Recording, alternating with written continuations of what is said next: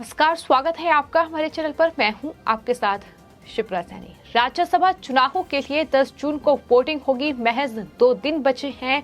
महाराष्ट्र में राज्यसभा की 6ठी सीट के लिए राजनीतिक पार्टियों की जंग लगातार जारी है, लेकिन इस बीच बीजेपी के लिए अच्छी खबर सामने आई है। दरअसल राज ठाकरे की पार्टी महाराष्ट्र नवनिर्माण सेना इन राज्यसभा चुनावों में बीजेपी को समर्थन करेगी।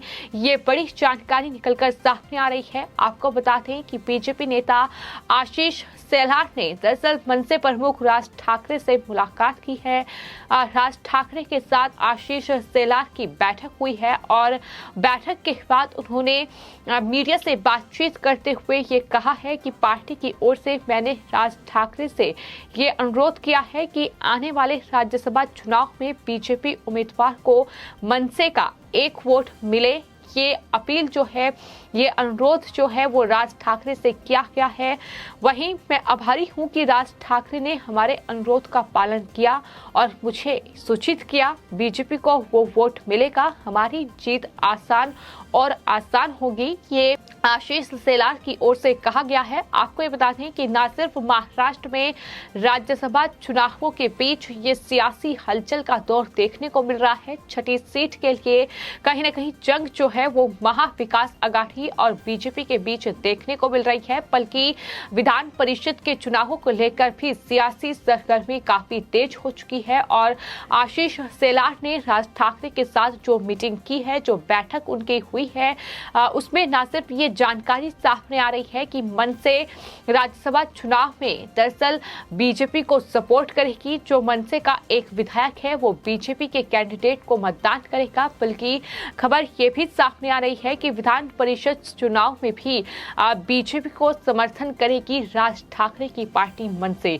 तो कहीं न कहीं अब इस तरीके का लगातार जो तस्वीर है वो महाराष्ट्र में साफ हो रही है कि महाराष्ट्र में बीजेपी और मनसे का गठबंधन आने वाले वक्त में देखने को मिल सकता है। और कहीं न कहीं जिस तरीके से बयानबाजी का दौर जारी है, जिस तरीके से बीजेपी और मनसे प्रमुख राज ठाकरे की मीटिंग हो रही है, और साफ तौर पर तमाम ऐसे मुद्दे हैं जो कि राज ठाकरे की पार्टी महाराष्ट्र नवनिर्माण सेना की ओर से उठाए गए, लेकिन बीजेपी का सपोर्ट उन्हें मिला। तो वहीं आपको यह भी बता दें कि बीजेपी और तमाम नेताओं को लेकर जिस तरीके की बयानबाजी उद्धव ठाकरे सरकार ने की, उसको लेकर भी राज ठाकरे की तमाम प्रतिक्रियाएं सामने आई हैं। यानी एक तरीके से बीजेपी नेताओं का समर्थन जो है वो राज ठाकरे पहले भी जता चुके हैं। और अब ये मीटिंग जो हुई है इसमें साफ तौर पर ये आशीष शेलार की ओर से कहा गया है कि दरअसल राज ठाकरे की पार्टी मनसे का जो एक विधायक है वो बीजेपी को मतदान करेगा। आपको ये बता दें कि राज्यसभा की 6 सीटें महाराष्ट्र में हैं, लेकिन 6 सीटों के लिए 7 उम्मीदवार फिलहाल चुनावी मैदान में हैं। तो ऐसे में एक एक विधायक का वोट बेहद महत्वपूर्ण हो रहा है और यही वजह है कि लगातार मीटिंग्स का दौर जारी है, जहां बीजेपी एक तरफ तमाम जो निर्दलीय विधायक हैं उनसे मीटिंग कर रही है। कुल 18 वोट की जरूरत तीसरी सीट को जीतने के लिए बीजेपी को फिलहाल है और उन्हीं 18 वोटों के लिए बीजेपी तमाम जद्दोजहद में जुटी हुई है। लेकिन वहीं महाविकास आघाड़ी के लिए भी मुश्किलें बढ़ रही हैं, जहां एक तरफ उद्धव ठाकरे महाराष्ट्र के मुख्यमंत्री ये दावा कर रहे हैं कि चौथा कैंडिडेट भी महाविकास आघाड़ी का ही जीतेगा। यानी उनके 4 कैंडिडेट जो चुनावी मैदान में हैं वो चारों कैंडिडेट जीत रहे हैं, ये दावा उद्धव ठाकरे कर रहे हैं। लेकिन यहाँ सवाल ये है कि अगर शिवसेना को, अगर एनसीपी और कांग्रेस को इतना ही भरोसा अपने कैंडिडेट की जीत पर है, तो फिर विधायकों को आखिर होटल भेजने की जरूरत क्या है? आखिर विधायकों को फिर इस तरीके से तमाम देश और दुनिया से उनका संपर्क काट के अलग ठहराया गया है, अलग होटल में रखा गया है, ताकि क्रॉस वोटिंग जिसका डर लगातार शिवसेना को सता रहा है वो ना हो पाए। तो एक तरफ जीत का दावा भी किया जा रहा है, लेकिन दूसरी तरफ इस तरीके की तस्वीर तस्वीरें भी सामने आ रही है, जहां शिवसेना अपने तमाम विधायकों को, उसमें कुछ निर्दलीय विधायक भी शामिल है, ये भी जानकारी सामने आई थी। उन्हें दरअसल होटल में ठहरा रही है, होटल में उन्हें एक तरीके से बंदी बनाया हुआ है, तो ये तस्वीरें भी सामने आ रही है। लेकिन फिलहाल महाराष्ट्र में राज्यसभा चुनाव के लिए कहीं ना कहीं सियासी जंग बीजेपी और महाविकास आघाड़ी खासतौर पर शिवसेना के बीच देखने को मिल रही है।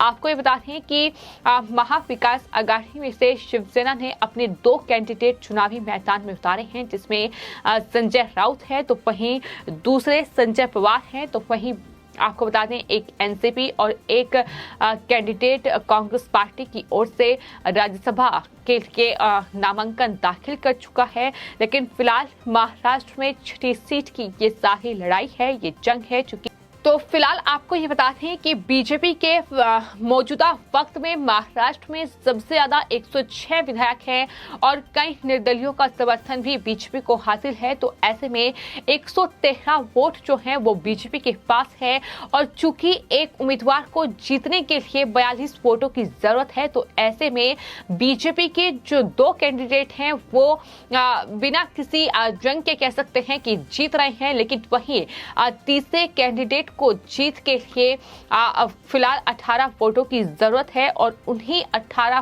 वोट के लिए कहीं ना कहीं बीजेपी जो है फिलहाल निर्दलीय विधायकों और तमाम जो पार्टी के विधायक हैं, फिर चाहे मन से हो, फिर चाहे तमाम दूसरी जो छोटी पार्टियां हैं महाराष्ट्र में, उनके विधायक हैं, उनके साथ मीटिंग कर रही है और कोशिश यही है कि ये तमाम विधायक जो है वो बीजेपी को अपना समर्थन दें। लेकिन फिलहाल तस्वीर क्या होगी ये 10 जून को ही तय हो पाएगा, जब राज्यसभा चुनाव के लिए वोटिंग होगी। लेकिन जहां एक तरफ बीजेपी लगातार जीत का दावा कर रही है, बीजेपी अपनी रणनीति जीत के साथ तैयार कर चुकी है, लेकिन वहीं उद्धव ठाकरे ये कह रहे हैं कि 100% जीत जो है वो उनकी होगी। लेकिन उनकी पार्टी के विधायकों को हिरासत में क्यों रखा जा रहा है, ये सवाल भी लगातार बना हुआ है।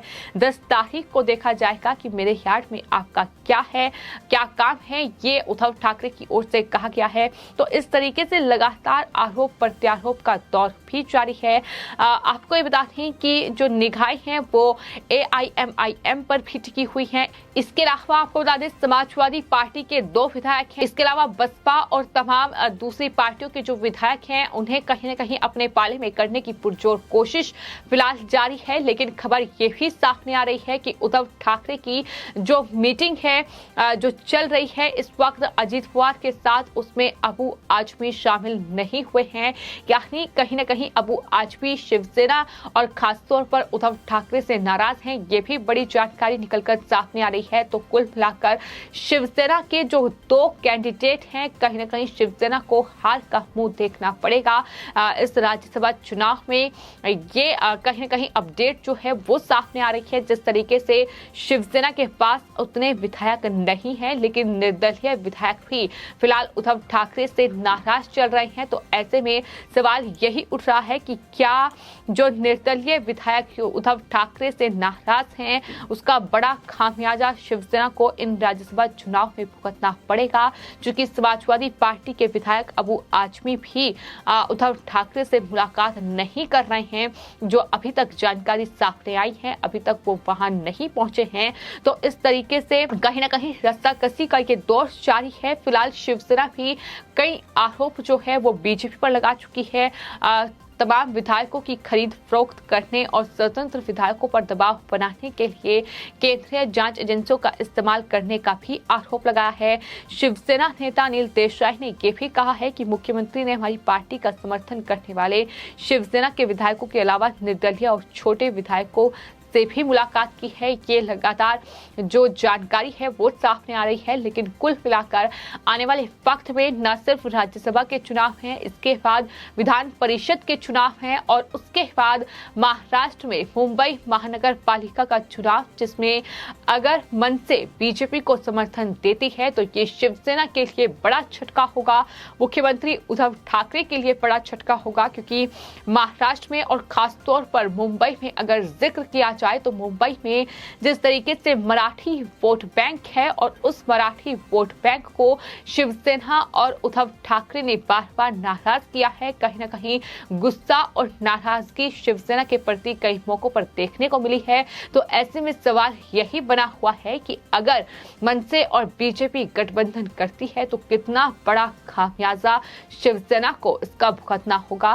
फिलहाल सबकी निगाहें जो है वो राज्यसभा और विधान परिषद के चुनाव पर टिकी हुई है। चूंकि आपको यह बता दें कि बीजेपी ने महाराष्ट्र विधान परिषद की 10 सीट पर होने वाले चुनाव के लिए दरअसल 5 उम्मीदवारों की नाम की घोषणा कर दी है और इसमें हालांकि पूर्व मंत्री पंकजा मुंडे का नाम इस लिस्ट में शामिल नहीं है। तो 20 जून को ये विधान परिषद के चुनाव होने हैं और इन चुनावों को लेकर भी सियासी सरगर्मियां काफी तेज हैं। तो ऐसे में बड़ी खबर यही है कि महाराष्ट्र नवनिर्माण सेना जो कि राज ठाकरे की पार्टी है वो न सिर्फ राज्यसभा बल्कि विधान परिषद के चुनाव में भी बीजेपी को अपना समर्थन देगी। फिलहाल आपकी इस पूरे मामले पर क्या राय है हमें कमेंट बॉक्स में जरूर लिखें और चैनल को सब्सक्राइब करें। धन्यवाद।